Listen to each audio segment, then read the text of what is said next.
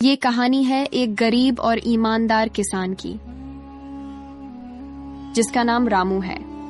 रामू के पास ना तो खाने के लिए 2 वक्त का रोटी होता है और ना ही रहने के लिए अच्छा सा घर। रामू के पास बस एक छोटा सा खेत था जिसमें वो खेती किया करता था, और करता भी था तो बारिश के भरोसे। हे भगवान, इस बार भी बारिश नहीं हुई। एकमात्र खेती ही तो सहारा था, अब बारिश भी नहीं हो रही। अब मैं कैसे घर चलाऊंगा? मेरा परिवार भूख से तड़प रहा है। बारिश नहीं होने के कारण रामू चुपचाप घर लौट आता है।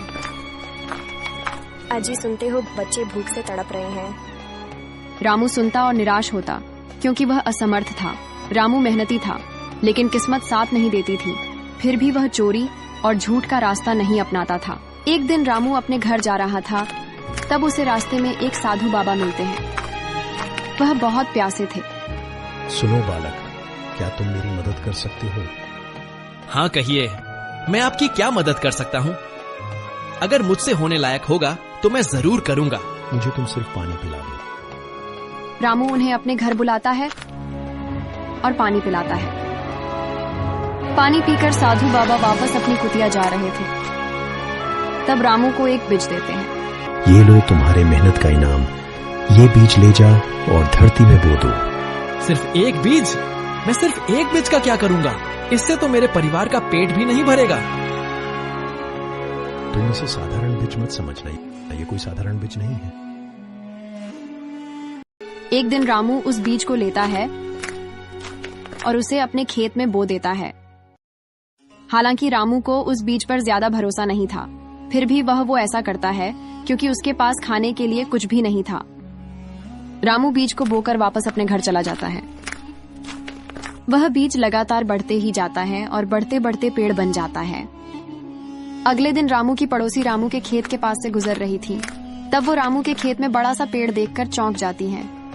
बाप रे, रामू के खेत में इतना बड़ा पेड़, और वो भी सोने का। ऐसा कहकर रामू की पड़ोसी वहां से चल देती है। एक रात रामू के खेत में तेजी सी रोशनी चमकती है और छोटा पौधा विशाल पेड़ बन जाता है। अगले दिन जब रामू अपने खेत में आता है तो सोने का पेड़ देखकर बहुत खुश होता है और खुशी के मारे नाचने लगता है। बीज ने रामू का भाग्य ही बदल दिया। रामू उसके मदद से अपने खाने पीने और रहने के लिए एक अच्छा सा घर बनाता है। रामू की अब हर परेशानियां खत्म हो चुकी थी। रामू अब अमीर हो चुका था, पर उसका दिल वैसा ही विनम्र था। गांव में वही साधु बाबा फिर से आ जाते हैं और आकर के रामू के घर के पास रुक जाते हैं। भिक्षाम देही, भिक्षाम देही। थोड़ी देर बाद रामू अपने घर से बाहर आता है।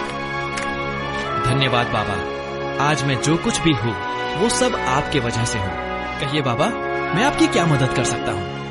तब साधु बाबा हंसते हुए, नहीं रामू, तुम मेरे वजह से नहीं, बल्कि तुम जो कुछ भी हो अपने अच्छाई और ईमानदारी की वजह से हो।